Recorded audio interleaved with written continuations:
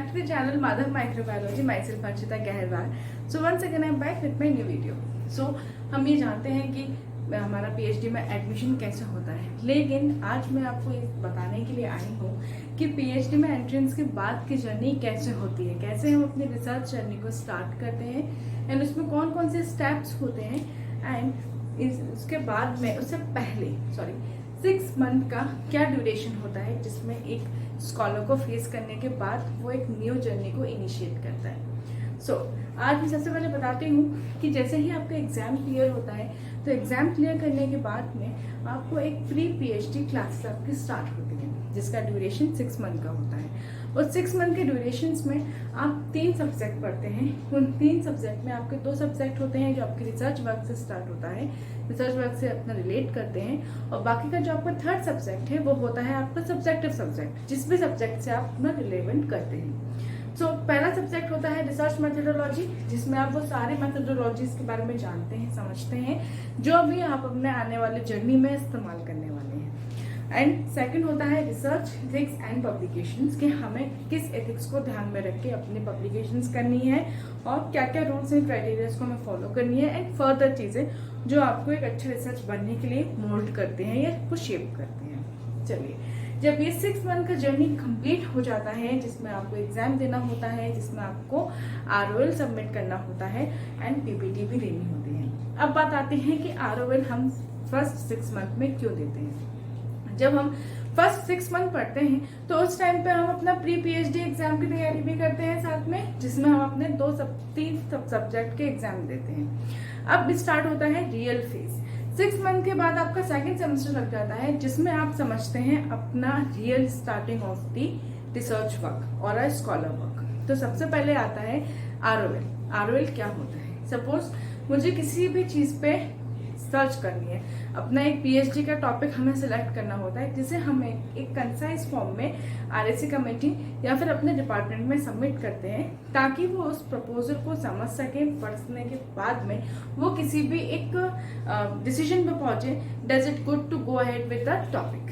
तो चलिए जानते हैं इन सारे स्टेप्स के बारे में। सबसे पहले आता है research and planning. Research and planning में क्या होता है, जब हम किसी भी रिसर्च टॉपिक के बारे में सोच रहे होते हैं तो हमें बहुत सारी प्लानिंग्स को लेके चलना होता है, स्ट्रेटजीज बनानी होती हैं डे 1 से लेके till the day we completed it. हमें हर दिन का, हर एक वीक का पूरा एक स्टेटमेंट तैयार करना होता है, पूरा एक शेड्यूल बनाना होता है। इस थ्रू हम अपने रिसर्च को कंप्लीट करेंगे।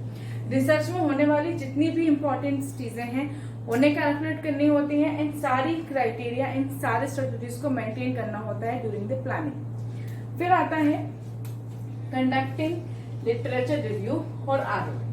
कंडक्टिंग लिटरेचर से ये होता है, जब हम अपनी लिटरेचर रिव्यू को सबमिट करते हैं या ROL को सबमिट करते हैं, तो हमारी जो डिपार्टमेंट होता है या RSC that is research advisory committee, यही मेन कमेटी होती है जो हमारे टॉपिक को अप्रूवल देती है that we are going to move ahead with this topic और नॉट। साथ ही साथ में ROL आपके प्रेजेंट करने के तरीके से, आपकी अपनी बात को रखे जाने तरीके से भी उन्हें कुछ आइडिया लग जाता है कि क्या स्कॉलर इतने कैपेबल है जो इस अपने सारे वर्क को आगे करके चल सकता है या नहीं। और ऐसा नहीं है कि इसमें जो है आपको सारा या आपको सब सिस्टमैटिक मिलता जाएगा, स्ट्रक्चरल मिलता जाएगा। नो, आप इसमें जितने सेल्फ कंडक्टेड रहेंगे, जितने इसमें आप सेल्फ डिपेंड रहेंगे, उतना आपका रिसर्च वर्क अच्छा होता जाएगा, because you are the only main person और the main kingdom of your work. Because आपके साथ में को गाइड होंगे, सुपरवाइजर होंगे, बट आप जितना खुद सेल्फ कनेक्ट रहेंगे उतना ज्यादा बेहतर एंड उतना ही पॉजिटिव आपके लिए होगा। फिर आता है कलेक्टिंग एंड एनालाइजिंग डाटा। इस स्टेप में आपको जितना भी आपके टॉपिक से रिलेट करा हुआ डाटा है, सारा डाटा आपको कलेक्ट करना है, सारा डाटा को आपको एनालाइज करना है। सारी चीजों को आप कैसे कलेक्ट करोगे, इसके लिए आपको सर्वे कंडक्ट करने पड़ेंगे। आप अगर सोशल साइंस से कर रहे हैं तो उसमें इंटरव्यूज भी आप कंडक्ट करेंगे, सर्वे भी कंडक्ट करेंगे, किसी भी स्ट्रीम से हैं, लेकिन उसमें कंडक्ट सर्वे होगा, इंटरव्यू होगा। जितना आप लोगों से पता कर सकते हैं, जितने आपको, सपोज आपको कोई साइंस से हैं, जैसे बायोलॉजी से हैं, अगर आपको कोई सैंपल से आपको कोई पैथोजन को कंडक्ट करना है या पैथोजन के ऊपर टेस्टिंग लगानी है तो वो आपको कलेक्ट करना होगा, लेना होगा। तो ये सारी चीजें आपको खुद ही कलेक्ट करनी है, एनालाइज करनी है। आपको एक डाटा भी बनाना है बिफोर का, फिर आफ्टर का, फिर उसको आपको कंपैरिजन भी करना है। तो ये सारी चीजें बहुत इंपॉर्टेंट होती हैं ड्यूरिंग द रिसर्च वर्क। फिर आता है managing PhD responsibilities. Managing PhD responsibilities में आता है कि अगर आप इस टाइम पे अगर आप पीएचडी भी कर रहे हैं एंड साथ में जॉब भी कर रहे हैं तो उससे आपका फायदा ये होगा कि आपका सीवी अपग्रेड होगा। जाहिर सी बात है, आपके अंदर कॉन्फिडेंट इनबिल्ड होगा। अगर आप कहीं पे टीचर हैं या फिर आप कहीं पे अलग जॉब कर रहे हैं, जो भी आपका वर्क है, ड्यूटीज, अपनी रिस्पॉन्सिबिलिटीज को आप बोरो कर रहे हैं, परफॉर्म कर रहे हैं, तो आपके कॉन्फिडेंस को भी इंक्रीज करेगा और आपकी कैपेबिलिटीज को इंक्रीज करेगा। Definitely it increase your work efficiency and which also shape you to the best person also. तो अगर आप पीएचडी के अलावा भी अदर रिस्पॉन्सिबिलिटीज को मैनेज कर रहे हैं तो आप अपना पीएचडी वर्क को भी मैनेज करेंगे। उसके साथ में आप उसको इजीली छोड़ेंगे नहीं, आप उसको भी मैनेज करना पड़ता है। फिर आता है राइटिंग अ थीसिस। जब आप थीसिस लिखते हैं तो उसमें बहुत सारी गाइडलाइंस होती हैं, उन सारी गाइडलाइंस को आपको करना होता है फॉलो। अगर आप फॉलो नहीं करेंगे so you will not get that good grades what a good researcher और a good scholar would get. तो थीसिस लिखते समय बहुत सारी चीजों का ध्यान रखना होता है, बिब्लियोग्राफी का भी ध्यान रखना होता है। थीसिस के टाइम में आपको वो डाटा भी उसमें लिखना है जो आपके पास अवेलेबल था, जिससे आपने एनालाइज किया, जिससे आपने रिजल्ट बनाया, जहां से आपने सर्वे किया और क्यों आपने ये टॉपिक लिया। ये हम ROL में कहते हैं कि हमने क्यों ये टॉपिक लिया। एंड फिर उसके बाद में आपका होता है editing and proof reading. Editing में ये होता है कि जब आप कोई भी थीसिस बनाते हैं तो बाद में बहुत टाइम लगता है उसको एडिट करने में। Like you have to manage the columns, you have to manage the paragraphs, you have to manage the sub headers, you have to manage the rows, up rows, footer, header, everything, pronunciation, punctuations, and where you need to add a bold letter, where you have to need italic letter, bold letter, इस तरीके की जितनी भी editing होती है वो। And साथ में उसका proof reading, that means plagiarism, कि कहीं आपने किसी भी अलग थीसिस को उठा के कहीं कॉपी पेस्ट तो नहीं किया, then plagiarism is must. And अगर आपके प्लैगरिज्म कहीं से भी डिटेक्ट हो गया सॉरी, प्लैगरिज्म कहीं से भी इसमें डिटेक्ट हो गया तो आपका जो भी थीसिस है, आपका जो भी मेहनत है, सब रिजेक्ट हो जाएगा, वो एप्लीकेबल ही नहीं होगा। तो ये प्लैगरिज्म जो है इसका होना चाहिए 100% फ्री, मतलब आपका ये अपना खुद का होना चाहिए, इंडिपेंडेंट होना चाहिए, किसी और का नहीं होना चाहिए। फिर आता है डिफेंडिंग योर फाइंडिंग्स। जब आप अपने थीसिस को सबमिट करते हैं तो उस टाइम पे आपकी फाइंडिंग्स के ऊपर क्वेश्चंस होते हैं, आपकी प्रेजेंटेशंस होती हैं उस पर क्वेश्चंस होते हैं, आपके थीसिस पे क्वेश्चंस होते हैं। बेसिकली जो मेन बात है वो ये है कि जो हमारे टीचर्स या पैनल या RSC की जो कमेटी वहां पे आपको पूछ रही होती है, आपको डिफाइन कर रही होती है अपने क्वेश्चंस के लिए, they just need to know that जो स्कॉलर है क्या वो सच में कीनली इंटरेस्टेड था टॉपिक में, उसने जो वर्क किया है डज इट राइट और नॉट, जिस तरीके से वर्क किया है उतनी नॉलेज है कि नहीं, एफिशिएंसी वर्कर है कि नहीं, कितना इसका साथ में ऑनेस्टी है कि नहीं, ये सारी चीजें वो पता लगाते हैं। क्योंकि आपका oral presentation it's proof of all the questions. आप जो भी आप लिख रहे हैं इट डजंट मैटर करता है, बट इट्स डजंट मैटर कि आप बहुत ही नॉलेजेबल पर्सन है, आप बहुत ही इंटेलिजेंट है। Actually the main answer of all the question is the oral presentation, the oral answer you given to the educator. तो वो इम्पोर्टेंट होता है। इम्पोर्टेंट तो थीसिस है ही है, पीएचडी पूरा बेस ही थीसिस पे है, लेकिन नॉलेज आपको तभी होगी जब आप जानते होंगे। तो basically the test defined your findings. ये पूरे वर्क में 3 साल लगते हैं। एंड अगर आपको लगता है कि अगर एक्सटेंशन हो जाएगा तो हमारा काम, अगर एक्सटेंशन होता है ना तो it's not look like good, it just look like the average person you are. if you are a very good person, if you are excellent, whatever the thing you have in your capabilities, whatever it is, it's good that you should complete it within 3 years.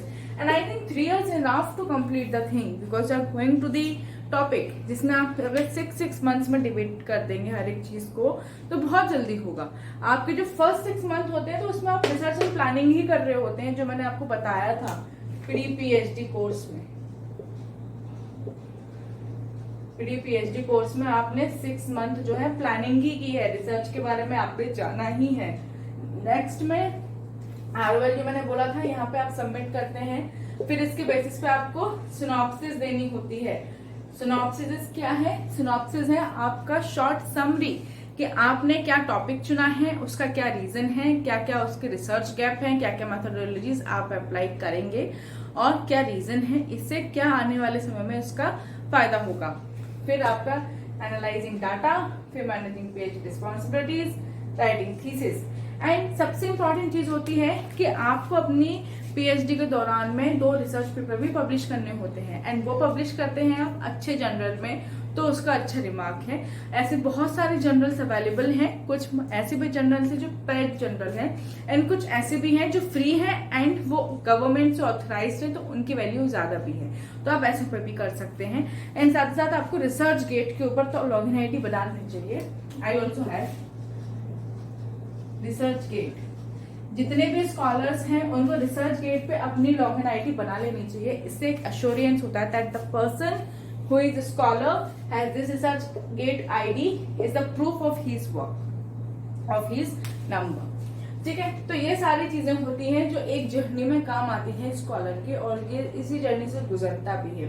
और अगर देखा जाए तो basically PhD में रहने वाले scholars को बहुत ही सेल्फ मोटिवेटेड, बहुत ही सेल्फ कॉन्सेंट्रेटेड एंड बहुत ही सेल्फ कंट्रीब्यूटेड रहना होता है अपने वर्क में। आपके को गाइड, सुपरवाइजर एंड आपके गाइड आपको बहुत मदद करते हैं, दैट्स ट्रू, बट आप जितना अपना उसमें कंट्रीब्यूशन देंगे, it reflects more your work and more art and more data analysing system in yours. Okay, so मेरा ये वीडियो बनाने का उद्देश्य इतना था कि हम ये जानते हैं कि पीएचडी में हमारा एडमिशन कैसे होगा, लेकिन पीएचडी के बाद की जर्नी क्या होती है ये हर किसी को नहीं पता, except that person who is going through that moment. So इसीलिए मुझे लगा ये वीडियो आपको हेल्पफुल रहेगी और आप ज्यादा से ज्यादा शेयर करेंगे तो जो लोग अभी उस दौरान जाने वाले हैं, जो एग्जाम दे के जाएंगे, उनको बहुत हेल्पफुल रहेगी। तो आपको कुछ चीजें याद रखनी है। पहली, आपको रिसर्च गेट पे अपनी आईडी बनानी है। साथ ही साथ में आपको शोध गंगा पे जितने आप आर्टिकल्स को पढ़ेंगे, जितना आप एक्सप्लोर करेंगे, उतना ही आपको मदद मिलेगी अपने आप की डिसीजन लेने के लिए that which kind of a topic you are going to opt for the research, because ये टॉपिक आपके माइंड में बहुत पहले क्लियर हो जाना चाहिए। शोध गंगा हुआ या सावित्रीबाई फुले यूनिवर्सिटी का साइट ले लीजिए, या फिर आप रिसर्च गेट ले लीजिए या गूगल स्कॉलर ले लीजिए। ठीक है, यहाँ पे आपको टॉपिक्स बहुत इजीली मिलेंगे और समझ में भी आएंगे। शोध गंगा में सब कुछ होगा, आप जो जो डालेंगे उसमें यूनिवर्सिटी नेम भी आ जाएगा, किस किस यूनिवर्सिटी में ऐसा रिसर्च हो चुका है और कौन कौन सी यूनिवर्सिटी में कब से कब तक हुआ था, ये सब चीजें आपको पता चल जाएंगी। एंड साथ में ही आप जब रेफरेंस लिखते हैं अपने आरओएल में, तो आपको उसमें भी हर एक यूनिवर्सिटी का एक पर्टिकुलर राइट होता है कि उसे कौन से स्टाइल में अपना रेफरेंस चाहिए, हार्वर्ड में चाहिए या कौन से में चाहिए, तो आप वो भी करना सीखेंगे, तभी आपको समझ में आएगा क्योंकि हमें कैसे करना है, कैसे हमें रिप्रेजेंट करना है। तो इसीलिए बेसिक चीजें यही है, research gate, Google scholar and Savitribai Phule university, and साथ में ही आपका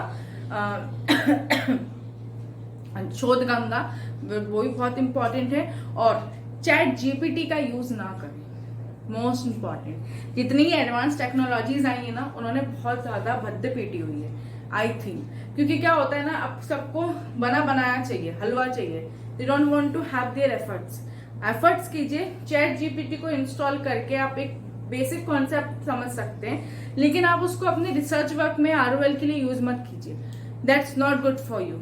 चैट जीपीटी बर्बाद कर देगा, इसलिए चैट जीपीटी को यूज कीजिए सिर्फ और सिर्फ एक अपने कॉन्सेप्ट को क्लियर करने के लिए, शॉर्ट क्वेश्चंस के लिए या शॉर्ट टर्म्स को याद करने के लिए, सिर्फ कुछ बेसिक इन्फॉर्मेशन के लिए। It is good for the basic information, for the conceptual thinking and for the clearance of the topic, but it's not good for the ROL and research purposes. Okay, तो वो उसके लिए नहीं है, तो don't use ChatGPT. So I hope through the video you may know about the stages of the PhD. So I hope you like the video. So please press button like and please subscribe my channel if you're not subscribed it yet, and please share it more and more. So meet you in the next video. Stay tuned. Thank you so much.